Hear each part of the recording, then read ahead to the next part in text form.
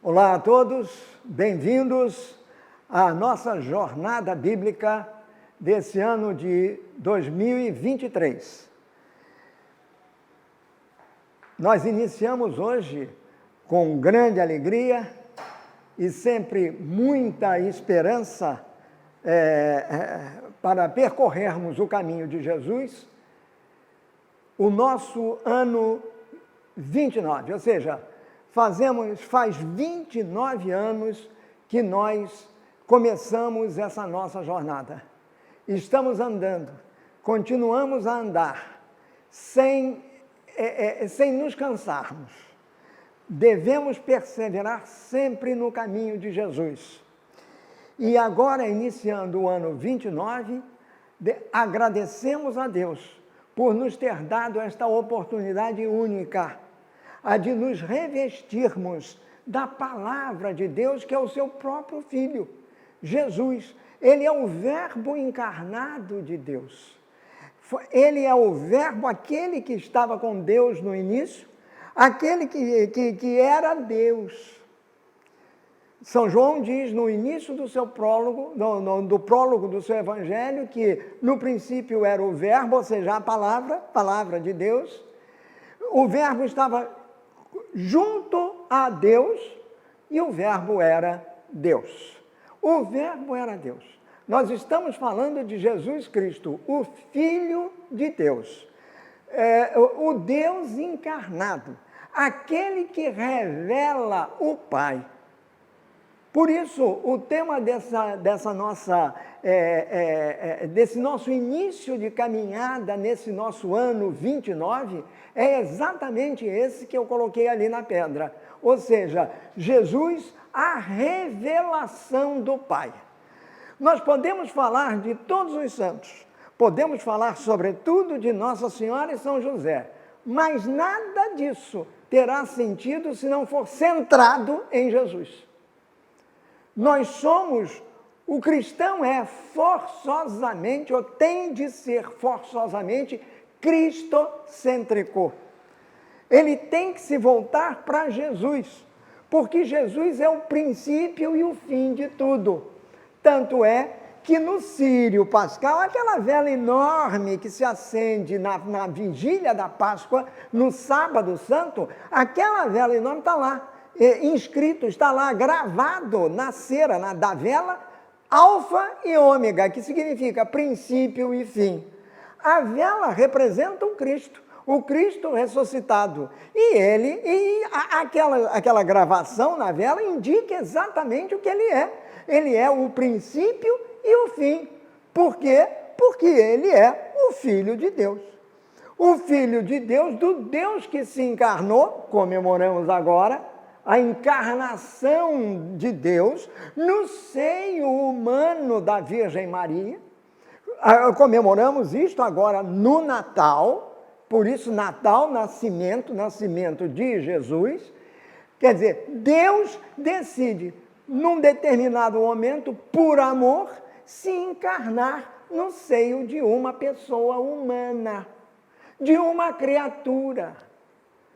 Ele se despe, ele se esvazia, diz São Paulo aos Filipenses, da sua condição divina para assumir a nossa condição humana.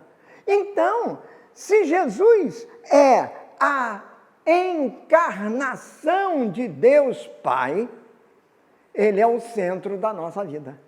Ele não pode deixar de ser o centro da nossa vida. Porque foi a entrada de Jesus na história da humanidade, em outras palavras, foi a decisão de Jesus, junto com o desejo do Pai, de vir ao mundo, de estar no mundo, de ser no mundo um com os humanos, igualzinho aos humanos, com as mesmas características, com a mesma forma, em tudo e por tudo igual a nós, menos numa coisa, no pecado, porque aí não era possível. já que ele é o Filho de Deus. Deus é impecável. Então, Jesus, sendo igualzinho a nós, ele simplesmente assume a nossa condição humana por inteiro. Por inteiro. É esse Jesus que nós vemos pregado na cruz. O seu trono de glória. É a cruz. É diferente da nossa condição humana, né? Que quer um trono de ouro cravejado de pedras preciosas para se sentar. Ele não, ele escolheu a cruz. Muito bem, mas é desse Jesus que nós vamos falar um pouquinho hoje. De uma maneira também um tanto quanto diferente daquela que a gente ouve sempre. Porque nós vamos ver os primórdios disso. Como Jesus apareceu na história do homem. Ele que é a emanação do amor do Pai. O Pai criou o homem e a mulher, criou o ser humano, são as criaturas favoritas de Deus, à sua imagem e conforme a sua semelhança. O homem, num determinado momento, deu as costas a Deus, isto é, pecou. Pecar é isto, é dar as costas a Deus. E damos as costas a Deus quando simplesmente desobedecemos aquilo que Deus pede que a gente faça. Pede. E nos dá a liberdade para dizer não. Ele quer que parta do fundo de nós, quer dizer, do fundo do nosso coração, exatamente aquilo que partiu da sua mente criadora, vamos dizer assim. Ou seja, o amor que ele dedica a nós, suas criaturas, a ponto de ter se encarnado, de ter se tornado um igual a nós, é exatamente por esse amor, em nome deste amor, que ele nos envia o seu Filho Jesus. Ele nos envia como a concretização de um plano que ele, Deus, bolou desde o início. E é exatamente desse Jesus que virá. E quando aparece no mundo, ele aparece como a revelação do Pai. A revelação do Pai. São João, evangelista, ele capta isso muito bem ao iniciar o último livro, quer dizer, o último dos seus escritos, chama-se Apocalipse, que vem a ser exatamente o último livro das Sagradas Escrituras, o último livro da Bíblia. Ora, Apocalipse é uma palavra grega, apocalipsis, que significa revelação. E a primeira frase do Apocalipse é essa, as primeiras 3 palavras, Apocalipsis e Iesu Christos, ou seja, o Apocalipse, a revelação de Jesus Cristo. Então o Apocalipse, ele tem, não vamos falar de Apocalipse, mas ele tem ele aponta para 2 lados, a revelação objetiva. O que é essa revelação? E a revelação subjetiva. Em outras palavras, o Apocalipse trata exatamente de Jesus Cristo. Daquilo que ele revela sobre si mesmo e daquilo que ele revela da sua humanidade. O que isso significa? Então, isso aqui é a revelação. Pois bem, a síntese, a essência, melhor dizendo, da revelação do Pai tem nome. Jesus, que nós conhecemos como o Cristo. Cristo é o Messias, que é a palavra hebraica, que foi traduzida em grego como Cristo, e que significa tanto Messias ou Christos, significa o ungido. O ungido é aquele sobre quem, usando uma imagem, Deus colocou a mão e disse, vai e salva os teus irmãos. E aqui já antecipo aquilo que Jesus ensinaria aos apóstolos muito tempo depois. Chamar a Deus de Pai. No Antigo Testamento, nós não vemos ninguém chamar a Deus de Pai. Nós vemos sim chamar de Javé, Adonai, o Senhor.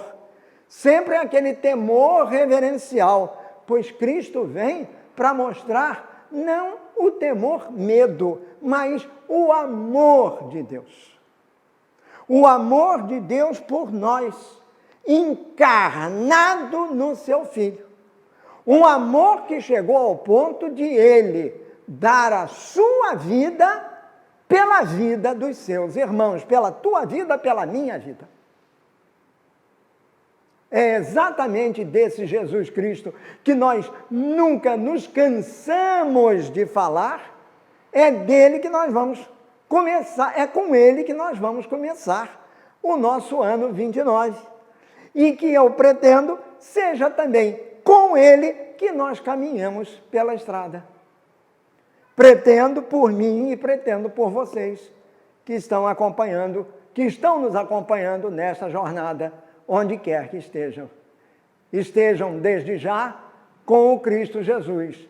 E se estiverem com o Cristo Jesus, se caminharem com o Cristo Jesus ao longo deste ano, se buscarem aqui na Sagrada Escritura a palavra do Cristo Jesus, tendo a Sagrada Escritura em casa, mas não é numa estante, não é fechada em algum lugar, aberta e de preferência levando na mão, não precisa ser desse tamanho, alguns, não tenho a Sagrada, procura um livrinho com os evangelhos, não precisamos de mais.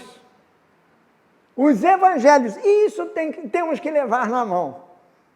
E se não fazemos em casa como deveríamos fazer, vamos fazer pelo menos aqui.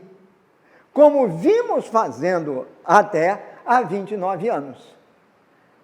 Foi esse o objetivo que iluminou a mente do Padre Mauro e do falecido Padre Hélio, que Deus o tenha, para que aqui na nossa paróquia nós pudéssemos fazer esses encontros bíblicos, a fim de estudarmos a palavra, de nos revestirmos da palavra, abeberando-nos desta fonte fundamental que é a palavra de Deus.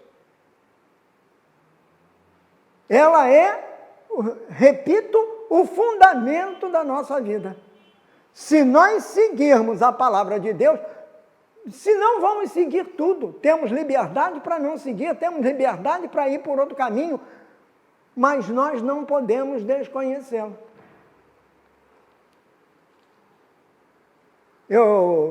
Num parênteses aqui, porque é bem a propósito, me veio à mente agora, eu tive um professor na faculdade, que certa vez disse, ele era o assistente de um outro professor naquela época chamado catedrático, e que era uma pessoa muito conhecida, famoso pelos livros de direito que havia escrito. E, além de tudo, famoso também na vida política do país. Pois bem, ele não era o meu professor, mas era o catedrático dessa cadeira. Pois o professor assistente dele, uma vez, disse para nós, na sala, o seguinte, olha, vocês podem não concordar com a opinião do professor. Agora, o que vocês não podem fazer é desconhecê-la.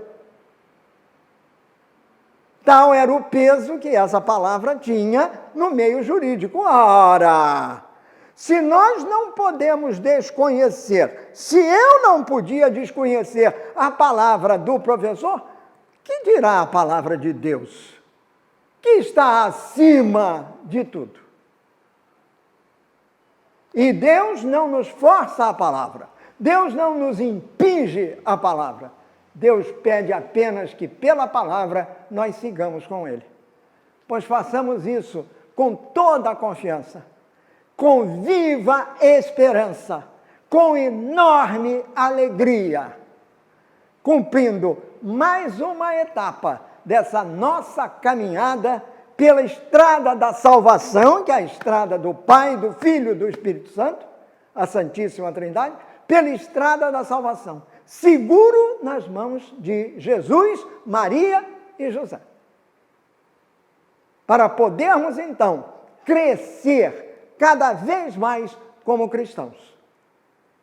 Filhos do Pai, Deus, irmãos do Filho, Cristo, santificados pelo Espírito que provém do Pai e do Filho, o Espírito Santo, que nós recebemos no nosso batismo. Isto é a nossa fé.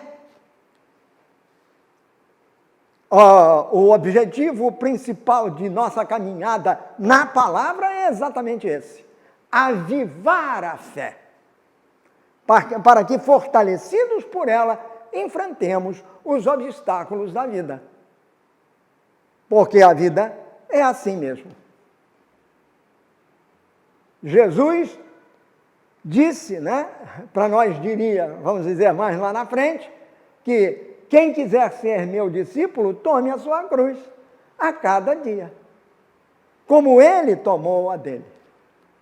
E como ele ajudou a carregar de todas as pessoas, especialmente os mais fracos, os mais necessitados, os pobres, os doentes,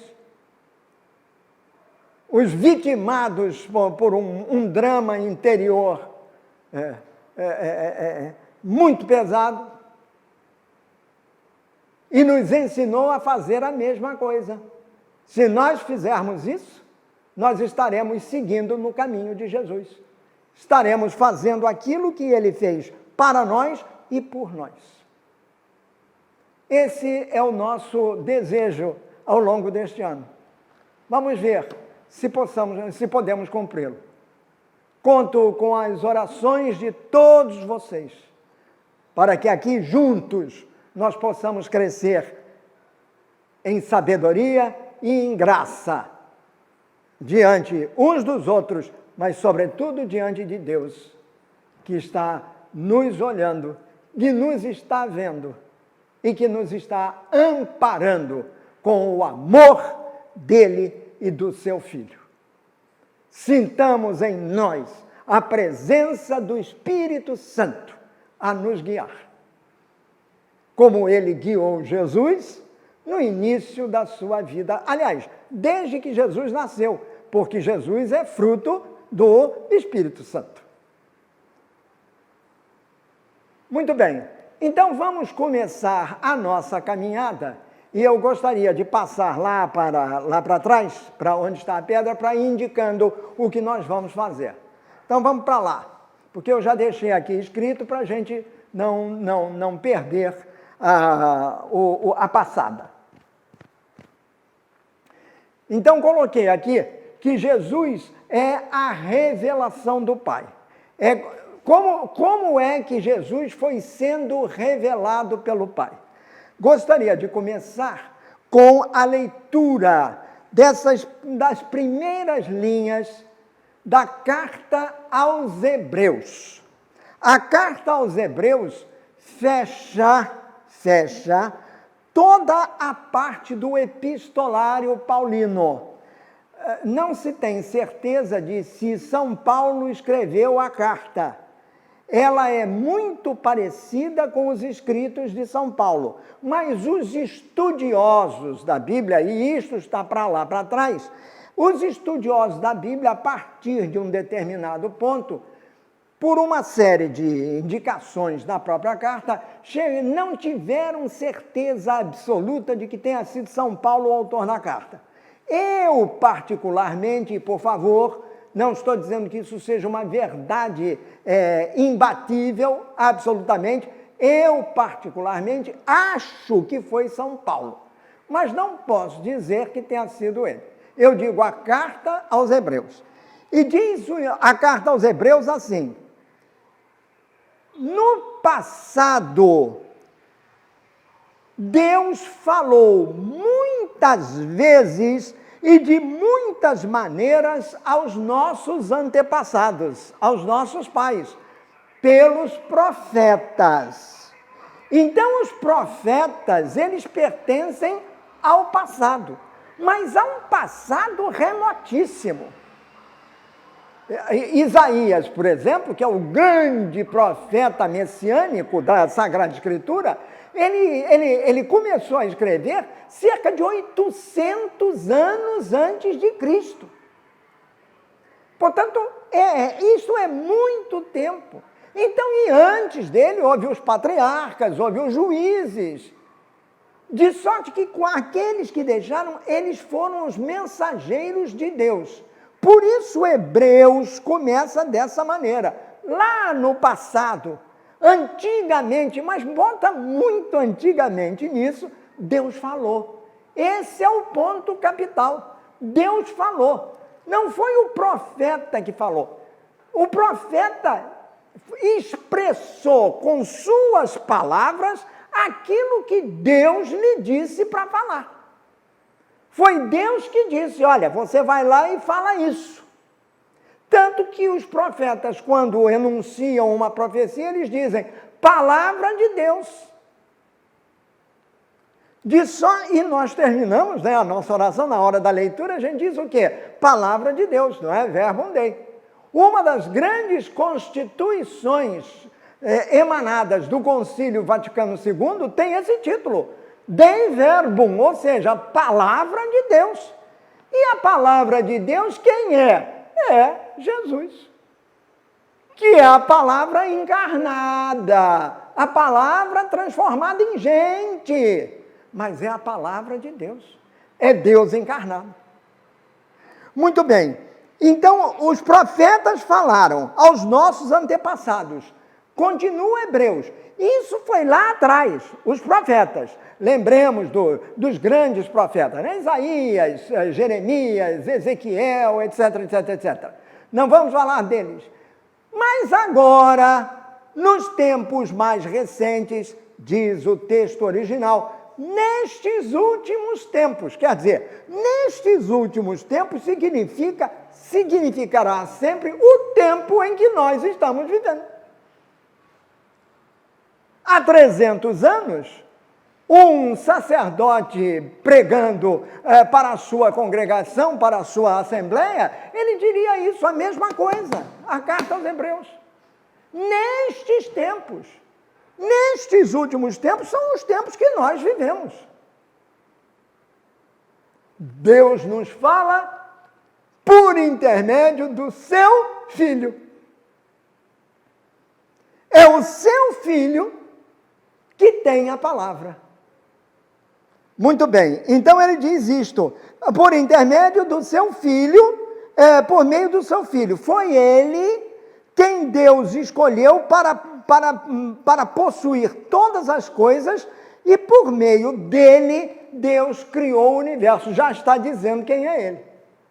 Quer dizer, Deus, não vou entrar nesse detalhe agora, mas Deus, ao criar o universo, o Filho estava com ele.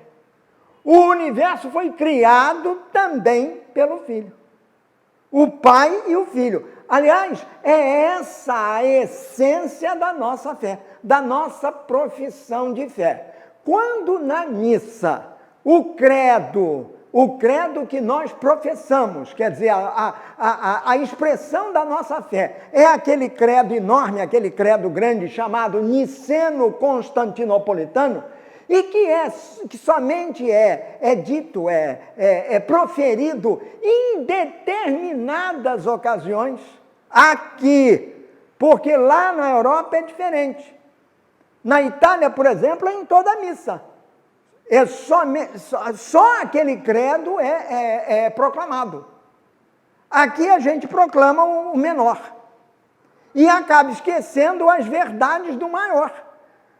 Um dia ainda gostaria de falar desse credo, porque aquilo ali é a profissão de fé dos apóstolos, que passou para a igreja. Então é a profissão de fé da igreja. E o que é a igreja? É um edifício? É a Basílica de São Pedro? É o Papa Bento que morreu agora? Ou é o Papa Francisco que sucedeu a Bento? Ou a igreja é você e sou eu? Pensa um pouquinho nisso. Pensa que você é a igreja. Nós é que formamos a igreja. Por isso, a igreja não pode ser individual.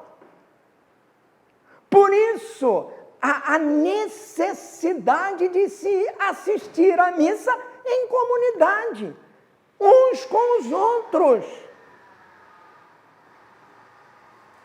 É para isso que a igreja, a missa é feita, para que nós possamos ter esse contato com as outras pessoas e para que nós possamos transmitir para eles a nossa fé e deles receber a fé que deles emana, para que juntos sejamos um com Cristo no Pai. Pois bem, então, Jesus que está desde o início, aqui em Hebreus, já nos mostra o que foi que aconteceu. Jesus existiu desde o início. Ora, Jesus, portanto, é aquele que veio em nome do Pai. É aquele que fala em nome do Pai, porque ele é o próprio Deus encarnado. Muito bem, mas Jesus, ao aparecer, quer dizer, Jesus, quando surgiu, ele surgiu nos últimos tempos, como fala o Hebreus, ele surgiu nos últimos tempos, mas não surgiu do nada. Não surgiu do nada. Façamos um brevíssimo sumário das coisas. No início, Deus criou tudo. Deus criou o universo e Deus criou o ser humano. E colocou dentro do universo para ser o administrador das coisas criadas. Muito bem. Deus criou, numa imagem bíblica, está lá no capítulo 1 do Gênesis, né? Ele criou um jardim. Isso é uma metáfora. Quer dizer, o jardim é um local maravilhoso, um local idílico para nós, um local de paz, um local em que a convivência era pacífica entre todos. Vejam que no jardim habitava o homem e a mulher, vamos chamá-lo Adão e Eva, vamos nomeá-los, Adão e Eva, e junto com todos os animais, porque foi a Adão que Deus deu a tarefa de dar nome aos animais. A gente usa até a expressão hoje, dar nome aos bois, tudo era boi. Adão foi lá e chamou leão, vaca, etc. Claro que isto é uma metáfora, por favor. A palavra de Deus não é para ser entendida ali, fundamentalisticamente. Não, senhor. É preciso que haja uma interpretação, é preciso entender o que ela está querendo dizer. Mas entender dito por quem sabe. Não é por qualquer ferrabras que exista por aí que sai dizendo coisas que não existem. Muito bem. Então, tudo que foi criado por Deus e mais com o auxílio do homem. Porque se Deus não quisesse o auxílio do homem, em primeiro lugar não o teria criado, e em segundo lugar, ao criá-lo, não teria dito para ele, bom, agora vocês comandam tudo. Você comanda tudo, você diz tudo. Mas houve um determinado momento em que o primeiro casal, quer dizer, representando a humanidade, já que eles eram humanos, eram seres viventes, o primeiro casal desobedeceu a uma ordem de Deus, a uma ordem taxativa de Deus. Vocês podem se aproveitar, vocês podem fazer o que quiserem, vocês podem comer de todos os frutos existentes nesse jardim, menos um, que está na árvore situada no meio do jardim. Pois foi justamente este fruto que tentada pela serpente, que aparece na história, a mulher, no caso Eva, foi lá, pegou o fruto e comeu, e viu que era delicioso e deu para o seu homem, e esse homem pegou e comeu também o fruto da árvore. Ora, não é comer o fruto da árvore, nem interessa se esse fruto era maçã, como isso foi inventado, podia ter sido uma jaca, mas, entendeu? Era o fruto da árvore proibida. Por quê? O fruto da árvore proibida é uma imagem. Havia ali uma proibição taxativa de Deus, o Criador. O que fez a humanidade representada pelo homem e pela mulher? O primeiro homem e a primeira mulher, Adão e Eva. O que eles fizeram? Eles foram lá e comeram o fruto. Portanto, eles desobedeceram a ordem de Deus. Surgiu o pecado. Desobedecer a ordem de Deus significa virar as costas para Deus. Você está mandando eu fazer isso, mas eu não quero fazer. Você está mandando eu seguir por esse caminho? Não, eu vou por esse aqui, porque esse aqui é o que eu quero, porque ele é o meu caminho. Nesse momento em que o homem desobedece a Deus, entra na sua constituição, na constituição humana, na sua personalidade, a soberba, a autossuficiência, a vaidade e, é claro, todas as outras coisas que decorrem daí. A luxúria, não é? O desrespeito às coisas constituídas, tudo entrou aí. Quer dizer, o sim se transforma em não. O sim é sempre de Deus. O não, infelizmente, é um peso que a humanidade carrega. Não a Deus. Não a Deus. É mais fácil a pessoa obedecer àquela instrução, que é uma ordem, escrito assim: fumar dá câncer.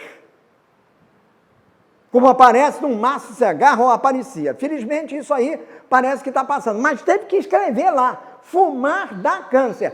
Ainda assim há pessoas que continuam fumando, mas sabem que dá câncer. Pois as pessoas sentem mais facilidade para obedecer a esta ordem do que não comer do fruto da árvore que está no meio do jardim. E que depois da desobediência passou a ser, na cabeça do homem, a árvore proibida. Deus não proibiu nada. A árvore continuaria lá, continua lá. Deus apenas disse: não faça isso, porque se vocês fizerem, ele disse, uma coisa é certa, vocês morrerão. Pois o homem optou pela morte,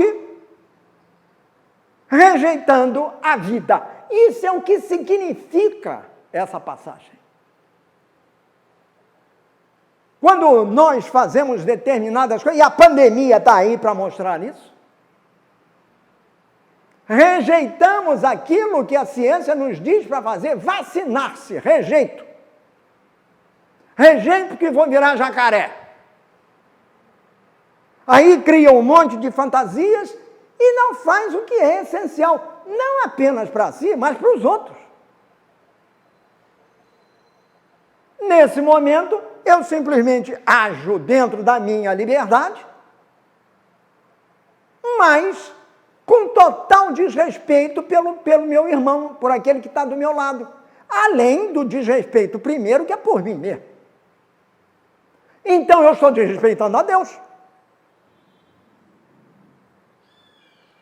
Então, o grande pecado, chamando de pecado, o grande pecado da humanidade, e único, é este. É a desobediência primordial. A desobediência primordial, eu prefiro até dizer, a desobediência primordial, prefiro do que dizer pecado. A desobediência primordial causou todos os males que decorrem dessa desobediência. E por que males? Porque Deus quer? Não. Deus, quando diz não, ele diz não porque ele sabe o mal que pode acontecer. E ele não quer o mal. Deus é o Deus da vida. Ele deu a vida, não deu a morte. Aliás, ele preveniu contra a morte. Mas o homem e a mulher optaram pela morte.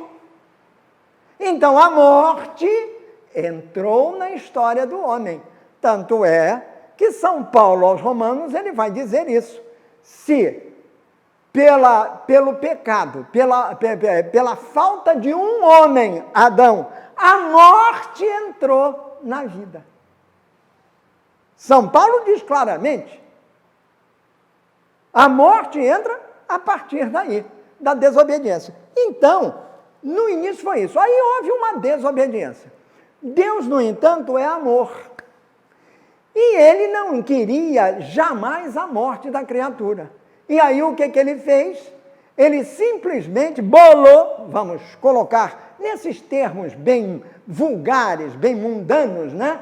Ele colocou, bem simples de se entender, ele bolou um plano. Vou fazer com que esse pessoal volte todo para mim. E ele fez isso pelo que o move, que é o amor. O amor de Deus é absolutamente infinito. E aí, então, ele começou a agir de maneira que o homem pudesse voltar para ele. Só que o homem passou a fazendo uma série de outras coisas. Quer dizer, sendo contrário a eles. Pois bem, o plano de Deus, a gente pode dizer que nesse plano de Deus, ele já antevia o envio do seu Filho, Jesus, que viria a revelar o Pai e que viria concretizar esse desejo, esse plano de Deus que é mais um sonho do que uma coisa material, escrita em algum papel. Nada disso. É um sonho de Deus. O sonho de Deus era trazer o Filho ao mundo para que ele, tornado humano, ele, como ser humano, resgatasse a humanidade do buraco em que ela se metera. Foi para isso que Deus bolou um plano. Vou mandar o meu filho. Vou mandar o meu filho. E ele, claro, não fez isso. Ele podia estalar os dedos, podia, mas não fez. Ele quis preparar isso. E isso foi sendo preparado no correr das eras. Eu não vou dizer anos, mas são eras da história do homem. Então passou-se muita coisa até que chegou um homem que era um pastor, mas era um pastor que tinha condições, tinha posse, que morava numa terra chamada Ur. Esse homem era chamado Abrão. E Deus, então, dirige-se a ele e diz o seguinte: abandona tudo que você tem, abandona o lugar onde você mora, tudo que você está fazendo e parte para onde eu vou te indicar. Esse Abrão, ele não viu, ele ouviu a voz. Ele teve contato com a voz, mas não viu a face, não viu ninguém. Ele só ouvia. Que garantia tinha ele para sair daqui e para lá? Aqui ele se conhecia tudo, sabia tudo e estava muito bem. Se nós formos usar uma expressão de hoje, nós vamos dizer muito bem até financeiramente, digamos assim. Ele vivia uma vida até certo ponto abastada. Era dono de rebanhos, tinha uma casa grande, etc. Mas não tinha os filhos, que era absolutamente essencial. Por quê? Porque se tratava de uma sociedade tribal. Ele tinha uma tribo, ele pertencia a uma tribo, era o chefe de uma tribo. E tinha que ter um herdeiro, o herdeiro tinha que ser um filho. Então era isso que faltava. Mas, apesar da vida fácil que ele levava, quer dizer, ele não sofria, ou sofria, mas não as constrições que o resto do povo, não é? Sofria.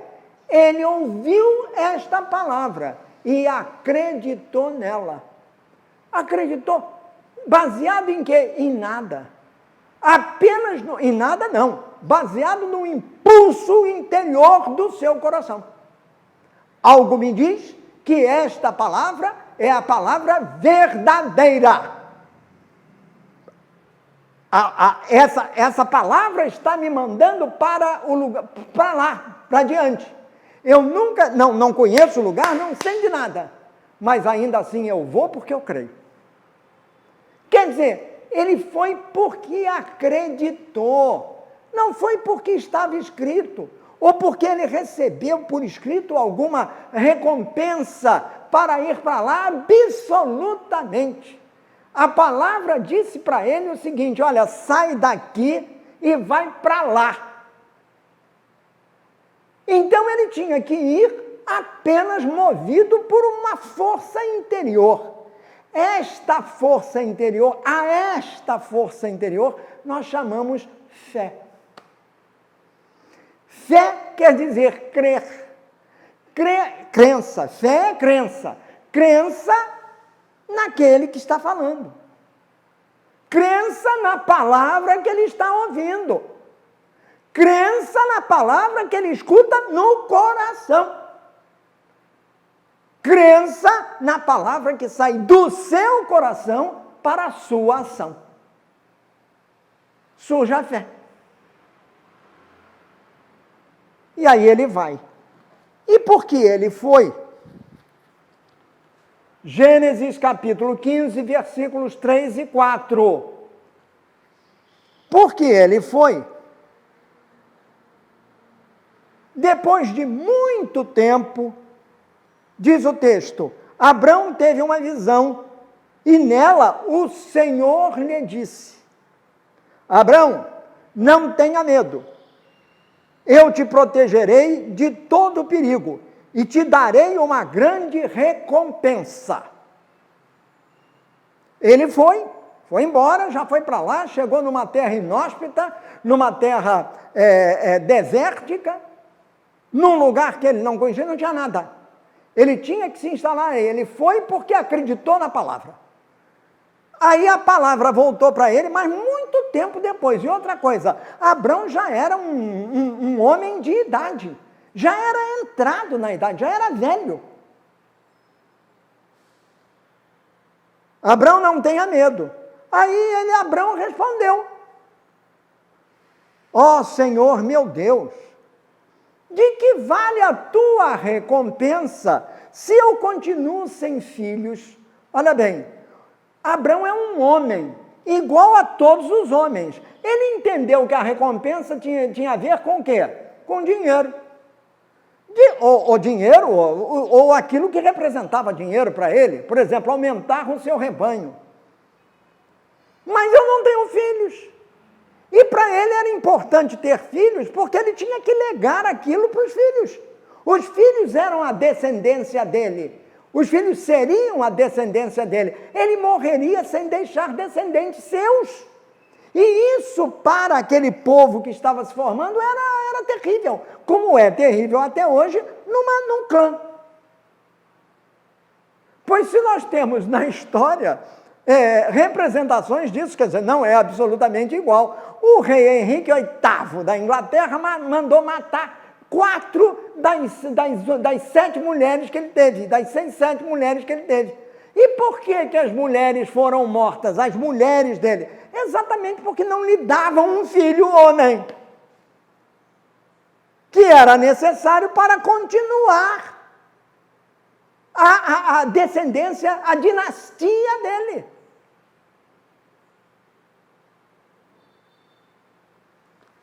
Então Abrão faz essa queixa.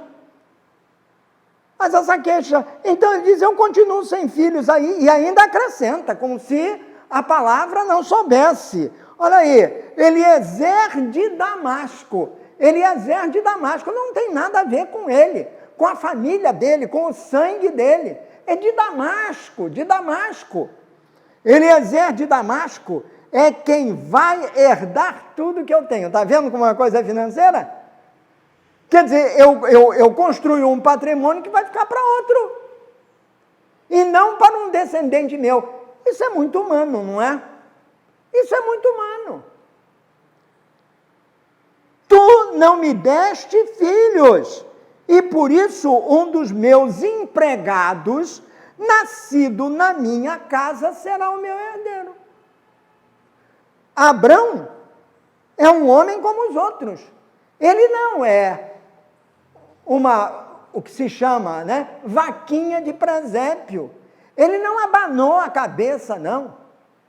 Ele contestou. Ele quis saber, Senhor. Então ele entende que aquela voz que fala com ele é do Senhor. O Senhor é o Todo-Poderoso, é o Criador. E ele faz uma queixa. Portanto, e o que Deus podia ter feito? Ele está falando com Deus, não é? Deus podia ter dado um chute nele. Mas não. Deus é soberanamente paciente. Deus é infinitamente misericordioso. E Deus é fiel. Abrão tinha tido fé. Então o que Deus diz para ele? Então o Senhor falou de novo: o teu próprio filho será o teu herdeiro, e não o teu empregado Eliezer. Aí o Senhor levou Abrão para fora e disse, primeiro ele faz a promessa de que Abrão ia ter um filho, e esse filho ia ser o herdeiro, porque é o primogênito.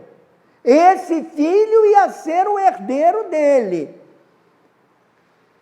Deus faz essa promessa, surge a promessa.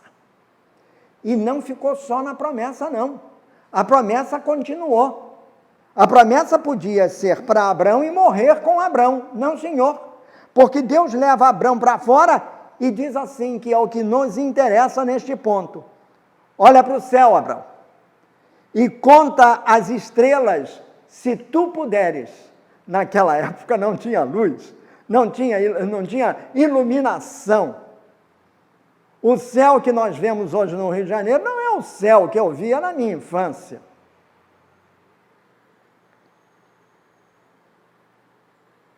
Pois bem, olha bem para isso. Será esse o número dos teus descendentes. Conta as estrelas se tu puderes, pois este será o número dos teus descendentes. O céu estava recamado de estrelas. Claro que era impossível contar. Havia uma poeira de estrelas, como até hoje. Não se contam-se aos bilhões, aos trilhões de estrelas. Pois esses serão os teus descendentes. Promessa, promessa. Um vai ser o teu herdeiro, mas além desse virão tantos outros quanto as estrelas do céu. Por isso é que Abrão, com um A apenas, Deus vai transformar o nome dele em Abraão, que é como a gente conhece, 2 A's.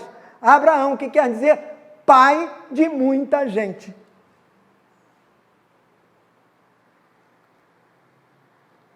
Abrão acreditou em Deus o Senhor, e por isso Deus o justificou.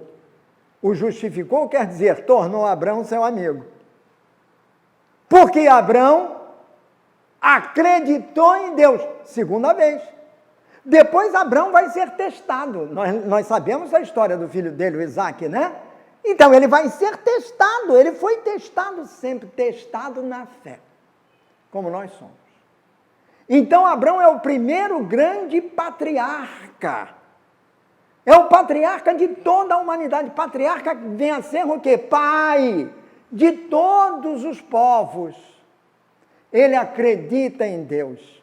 E por acreditar em Deus, Deus que havia feito a ele uma promessa, não sabia se ele ia acreditar. E essa promessa para ele e para os descendentes dele. Deus então promete que virá um descendente dele, de Abrão. Isso é o que leva São Paulo, passa no Eclesiastes, que é a mesma coisa, mas leva São Paulo, na Epístola aos Romanos 4:3, dizer o seguinte: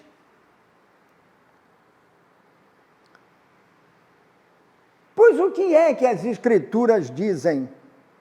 Elas dizem: Abraão acreditou em Deus e por isso Deus o aceitou. Nasce a fé e a fé em Deus produz resultados inacreditáveis. Portanto, um dos descendentes de Abraão vai ser quem? Jesus. E isso fica claro no Evangelho de São Mateus, que é o evangelista deste ano. Mateus começa o seu evangelho com a genealogia de Jesus. Quer dizer, a história da família de Jesus. Desde os primórdios, pois um dos primeiros nomes que aparece lá é quem? Abraão. Porque ele é o pai de todos. Então, Jesus é um descendente privilegiado dos patriarcas. E ele é descendente dos patriarcas porque o patriarca Abraão acreditou na palavra de Deus. E essa é uma lição para nós. Você acredita na palavra de Deus para você? Você quer que Deus apareça aí do teu lado, bata assim na tua cabeça e diga assim: olha aí, sou eu, você está me reconhecendo? Ou você acredita no fundo do teu coração? Você quer uma prova material, uma prova concreta, ou você acredita por acreditar? Você tem fé. Ou você quer a prova, ou você faz como Santo Agostinho nos ensina. Crê para entenderes. Abraão, em primeiro lugar, acreditou. E depois entendeu, porque apareceu o filho dele, o Isaac. Mas para isso teve que passar por muito obstáculo. Mas aqui está. Aqui está. Muito bem.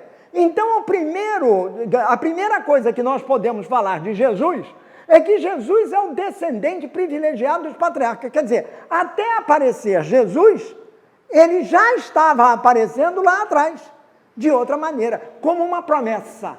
Promessa de Deus a Abraão. Vou te dar um descendente, e esse descendente será o teu herdeiro. Segundo lugar, Jesus é também descendente de Davi. No segundo livro de Samuel, que conta a história de Davi, capítulo número 7, versículo número 16, está assim. Capítulo 7, versículos. Mas vamos começar antes. Isso é Deus falando para Davi. Eu serei pai dele, e ele será meu filho. Quando ele errar, eu o castigarei como um pai castiga seu filho. Aqui ele está falando do filho concreto de Davi, que será Salomão. Mas a palavra de Deus vai além, não fica só nisso. Ele diz assim: porém, eu posso castigá-lo, mas não vou retirar dele o meu amor. O meu amor é maior do que o castigo. Será sempre maior do que o castigo, é para que ele encontre o caminho, ele volte para o caminho. Um dia eu ia pela rua, já contei essa história, e vi um belíssimo objeto coberto com um saco de açúcar. Como é? Saco azul, cinta encarnada. Era o açúcar União. Aí eu achei que era o saco estava vazio e estava ali montado direitinho na calçada para levar um pontapé, para levar um chute, porque aquilo para mim era uma bola. E eu era um garoto que tinha 7, 8 anos, se tanto. O que eu fiz? Chutei o saco armado ali, diante de mim. É como o Nelson Rodrigues dizia da bola, né? A bola quicando diante do gol, dizendo para o atacante: me chuta, me chuta, me chuta. Aquilo ali me atraiu. Me chuta, me chuta. Eu fui lá e chutei, quase quebrei o pé. O saco estava armadinho porque dentro dele havia um paralelepípedo e eu não vi. Fui afoito, fui irresponsável, Imagina se isso numa terra conflagrada, e eu chuto um saco que me parece um saco armado, etc., como se fosse uma bola. Podia ser uma granada. Explodia o pé. Morria, quem sabe. Então aprendi uma lição, não tem que ficar chutando as coisas pelo meio da rua. Muito bem, então está aqui. Por isso é um castigo. Agora, não retirarei dele o meu amor. Você terá descendentes, diz Deus para Davi. Você terá descendentes, e eu farei com que o teu reino dure para sempre. A tua descendência real nunca terminará.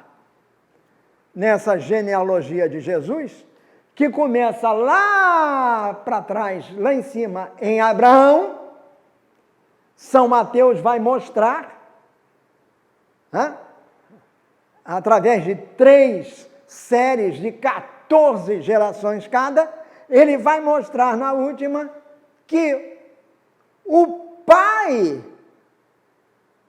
de São José, o pai de São José, é descendente de Davi. Consequentemente, José é descendente de Davi. É através de São José que Jesus, filho de José, herda o quê? A descendência davídica. E isso está repetido também no 2º Salmo. Salmo número 2, versículos 7 e 8. Eu hoje te gerei, tu és meu filho, diz Deus. Para quem? Diz o Senhor, para o Senhor. Isso é Davi escrevendo. Não é ele dizendo para ele, o rei. Ele está dizendo, o Senhor diz ao Senhor, diz ao meu Senhor. Quem é o meu Senhor? É aquele que está sentado à direita de Deus. E quem é que está sentado à direita de Deus? É Deus com Deus. E quem é Deus com Deus? É aquele que se origina de Deus. É o Filho de Deus, que nós conhecemos com o nome de Jesus. Portanto, Jesus é o descendente privilegiado dos patriarcas e é descendente também direto de Davi. Aí chegamos ao grande profeta messiânico, que é o Isaías.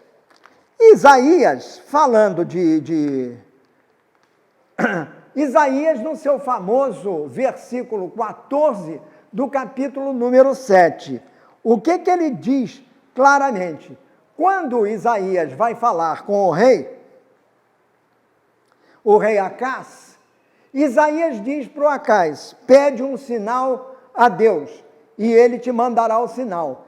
E o Acás responde com soberba, com autossuficiência, com a vaidade de quem se acha o máximo. Aparentemente dizendo uma coisa certa, mas no fundo não é isso que ele está pensando, não. Ele diz assim, não vou pedir sinal nenhum, porque Isaías diz para o rei, peça um sinal a Deus. Um sinal. Não vou pedir sinal nenhum, não vou pôr o meu Senhor à prova. Hipocrisia. Além de tudo, é um hipócrita.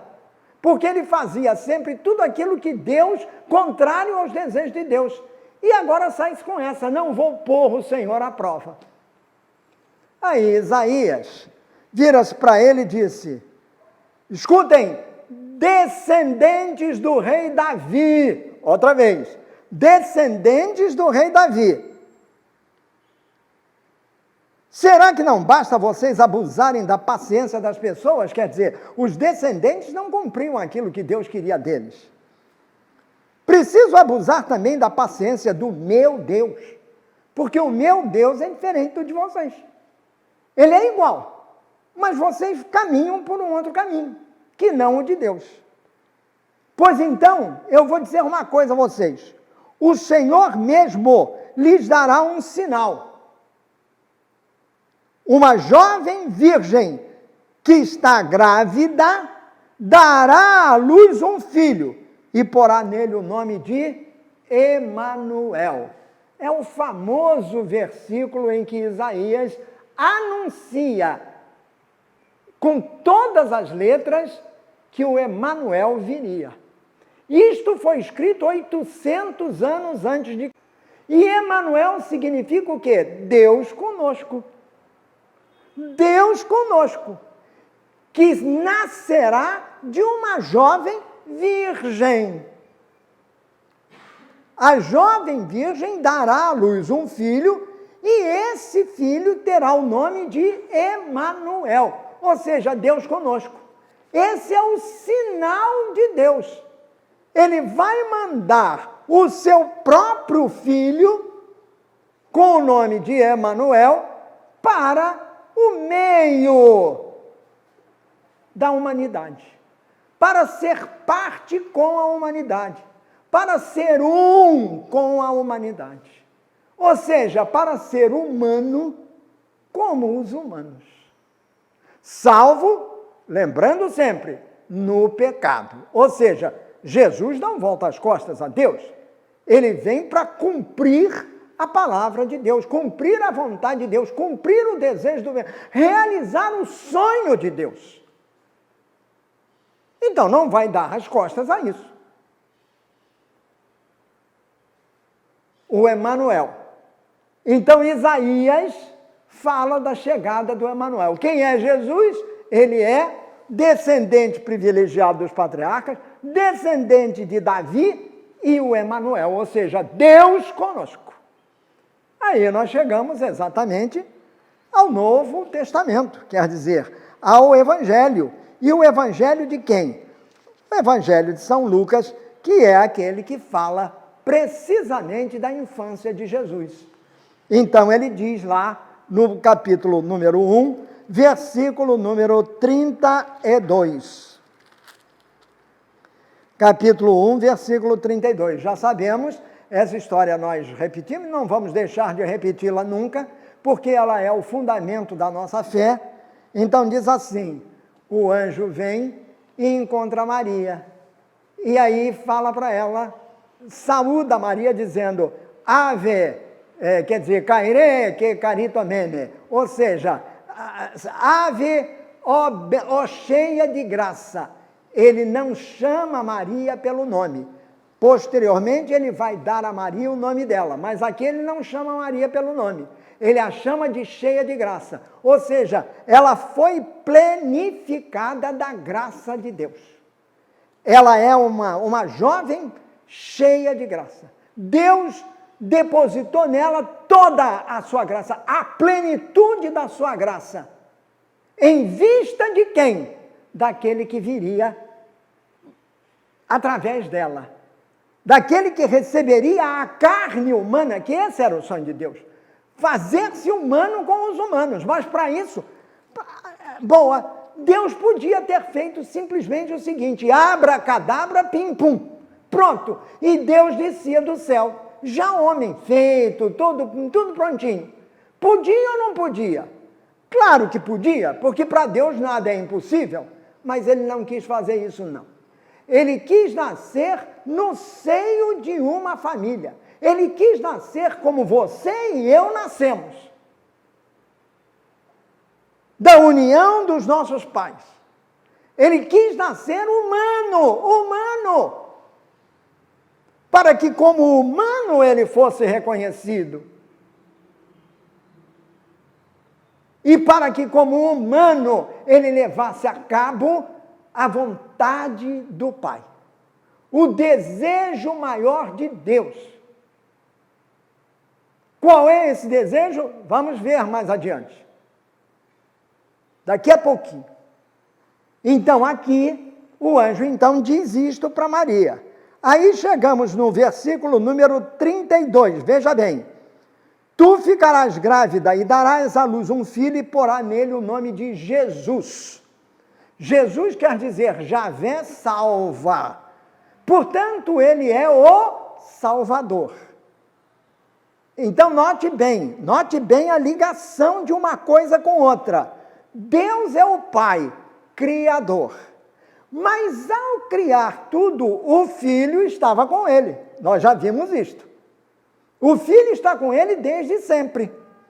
Então, quando Deus criou tudo que é conhecido, O filho dele, a palavra, o verbo estava junto dele. Por isso São João diz, no princípio era o verbo estava junto a Deus. E o verbo era Deus. Se Deus está criando, o verbo que é Deus cria também. Então, no princípio, ele está lá. Então, ele diz assim, tu serás chamado, e tu porás nele o nome de Jesus. Jesus significa Javé salva. Então, Javé, que é Deus, não é apenas o Criador, ele é também o Salvador. E é o Salvador por intermédio de quem? Do seu Filho Jesus. Por isso que nós dizemos, ao falarmos da Trindade, nós falamos da primeira pessoa, o Pai, e dizemos que ele é o Criador. E quando nos referimos à segunda pessoa da Trindade, que é o Filho, Jesus, nós dizemos que ele é o Salvador. O Pai Criador, o Filho Salvador. Não, tudo é fruto da mesma Trindade, do amor da Trindade, porque tem a terceira parte, que é o Espírito Santo, que representa, que personifica o amor de Deus por cada um de nós. Então, tudo é feito em nome da Trindade, Pai, Filho e Espírito Santo. Porque, sendo três pessoas distintas, tem uma só natureza, a natureza divina. E é essa natureza divina que se encarnou. E esse é o grande mistério do Natal. É um dos grandes mistérios da nossa fé. Isso não é comprovável de maneira palpável. Aliás, era, porque Jesus viveu no meio da gente.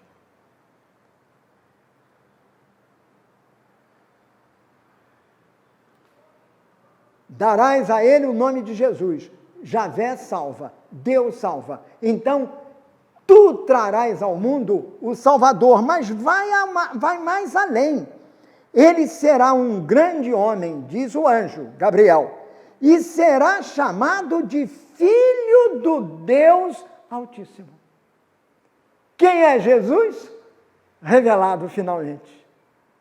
Aqui era uma ideia, era um desejo, era uma promessa, mas a Maria foi revelado que ele seria quem? O Filho do Deus Altíssimo. O Filho do Altíssimo.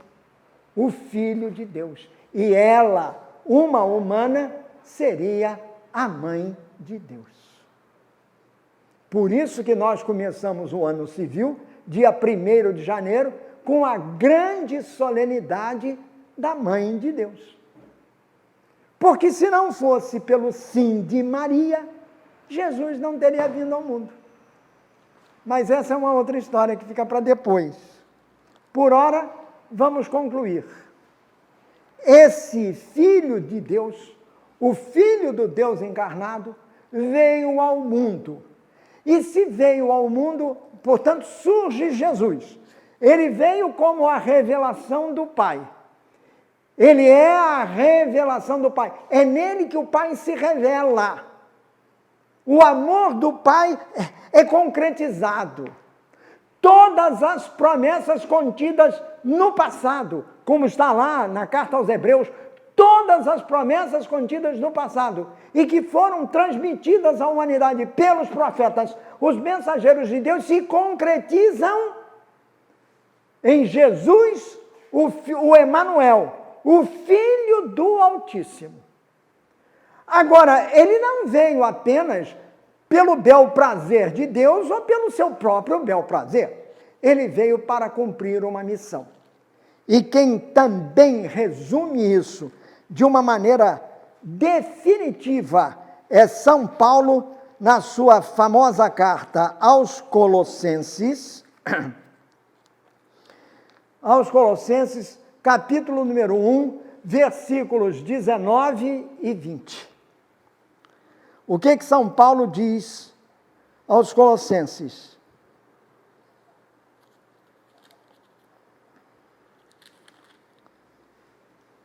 Capítulo 1, versículos 19 e 20. É pela própria vontade de Deus que o Filho tem em si mesmo a mesma natureza do Pai. Ele tem a natureza completa de Deus, portanto, ele é Deus com Deus. Portanto, por meio do Filho, Deus resolveu trazer o universo de volta para si mesmo. Em outras palavras, o que é que o Filho veio fazer na terra em nome de Deus? Veio reconciliar toda a criação, todas as coisas criadas, o homem, a mulher incluídos, com Deus. E ele fez isso na sua morte de cruz, onde ele mata o pecado. E depois, quando ele ressuscita, e ressuscita para uma nova vida. É por isso que eu coloco ali. Ele é verdadeiro homem e verdadeiro Deus. Ao ressuscitar, ele já é um homem novo. Porque o homem velho, que é o Adão, ficou lá para trás. Ficou para os tempos imemoriais. Para antes da história. A proto-história não é nem pré, é o que vem antes do antes. Mas desde lá, Deus bolou um plano salvífico, ou seja, um plano de salvação. Salvação da humanidade decaída, porque ela tinha se afastado dele por intermédio de Adão, um plano para que essa humanidade fosse resgatada. E quem podia fazer isso era o seu Filho. Aquele que é Deus com Deus. E fez isso encarnando-se no seio de uma pessoa humana, no seio de uma mulher. Por isso, e quando é que isso foi feito? Quando chegou a plenitude dos tempos. São Paulo aos Gálatas, ele escreveu aos Gálatas antes de escrever para os Colossenses. Aos Gálatas, capítulo 4, versículo 4, ele diz simplesmente: chegada a plenitude dos tempos, a plenitude dos tempos é o momento em que Deus vai entrar na história do homem, vai participar da sua humanidade. É um tempo cronológico, há um momento na história do homem em que Deus se faz homem, como homem. Isto Paulo chama de plenitude dos tempos. Chegada a plenitude dos tempos, Deus envia o seu Filho, continua Paulo, Filho nascido de mulher. É o primeiro texto que confirma, o mais antigo texto da literatura sagrada, que confirma ter Jesus nascido de uma mulher, da Virgem Maria. Quer dizer, ele é humano como os humanos. Nasceu de uma pessoa, de uma mulher, nascido de mulher. Na plenitude dos tempos, chegou, se concretizou aquele que lá no início tinha sido o sonho de Deus. Esse sonho já está realizado? Não. Ele foi realizado em parte. Mas Jesus, ao término da sua missão, ele salvou a humanidade. Ele resgatou a humanidade. Nós já estamos salvos. Não tem por onde. Nós que recebemos o batismo, nos unimos a Deus. Por intermédio de Jesus. O selo de Deus foi pregado na nossa testa no dia do nosso batismo, quando o padre verteu aquela água. Mas nós fomos batizados verdadeiramente e o somos a cada missa no sangue de Cristo. Porque é esse que limpa os nossos pecados. E limpa de uma vez para sempre. Ah, mas eu peco de novo. Peca sim, porque a nossa tendência humana, a nossa inclinação é aquela do Adão. O velho homem ficou para trás. Existe um homem novo. Qual é o homem novo? É Jesus. A partir de quem? De Jesus ressuscitado. Por isso não falemos só de Jesus crucificado. É Jesus crucificado e ressuscitado. Não é nem mais, é. Porque ele morre e ressuscita. Para que nós, ao morrermos, não morramos. Não, que a vida, Deus criou a vida, não criou a morte. Que a vida prossiga, mas prossiga de uma outra maneira, de uma nova maneira, ou de uma maneira nova. Porque Jesus ressuscitado é um homem novo, mas olhe bem, homem! Porque ele é verdadeiro Deus, verdadeiro homem. É nele que o Pai se revela. E é nele também que nós somos um com o Pai. Porque foi esse, desde o início, o desejo do Pai. Vamos agradecer a Nossa Senhora, que disse sim à vontade do Pai. E por causa deste sim, e somente por causa deste sim, Jesus pôde se encarnar no seio de Maria. Não é um sim mecânico. Não é um sim que podia ser um não. É um sim ponderado. É um sim partido do fundo do coração. Maria terá entendido completamente o que estava acontecendo? Certamente não. Porque ela era pouco mais que uma criança, era uma jovem adolescente. Mas assim como Abraão, que era muito mais velho do que ela, assim como Abraão, ela falou do fundo do coração. Abraão também disse sim, não falou para Deus sim. A Bíblia não registra o sim. Não, ele não falou com a boca, mas ele fez. Maria falou com a boca e fez. Porque tão logo, ela se viu concebida pelo Espírito Santo, quando o anjo parte da frente dela. São Lucas inicia o 2º capítulo do seu evangelho, dizendo que ela partiu apressadamente para as montanhas de Judá, a fim de ajudar a sua prima Isabel, que estava também grávida de 6 meses do seu filho, que seria João Batista. E Isabel era uma senhora, para não dizer uma velha já bem passada nos anos. Era uma senhora que estava esperando, porque para Deus nada é impossível. Para Deus nada é impossível. E tanto isso é verdade, que ele poderia ter mandado Jesus já totalmente feito, totalmente homem, totalmente criado. Não. Ele quis que Jesus fosse um homem como todos os homens. Que ele nascesse uma criança, um menininho, de pais humanos,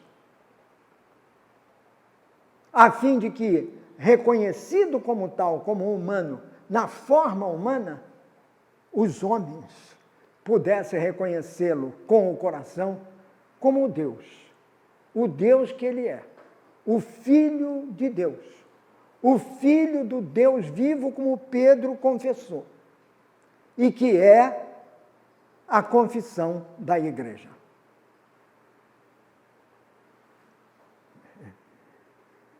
Para todos nós, quando na missa rezarmos o credo, por favor, não o façamos mecanicamente. Da mesma maneira como o Pai Nosso, não o façamos mecanicamente. Da mesma maneira como a Ave Maria, não o façamos mecanicamente. Ponderemos cada palavra.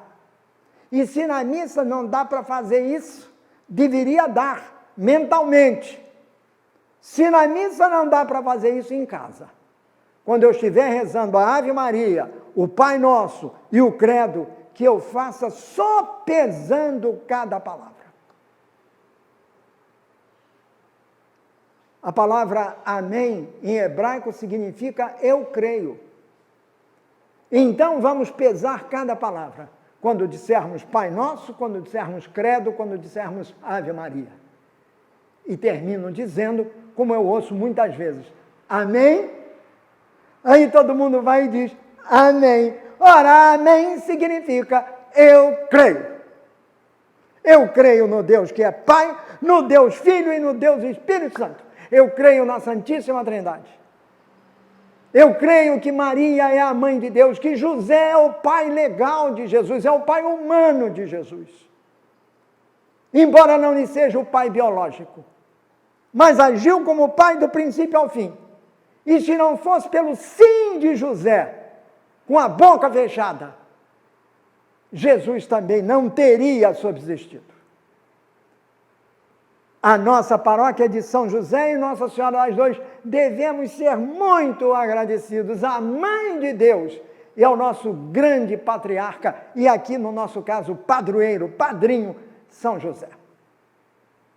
Que eles, Jesus, Maria e José, que eles nos acompanhem nessa caminhada que começa hoje com Jesus, a revelação de Deus. Ave Maria, cheia de graça, o Senhor é convosco, bendita sois vós entre as mulheres e bendito é o fruto do vosso ventre, Jesus.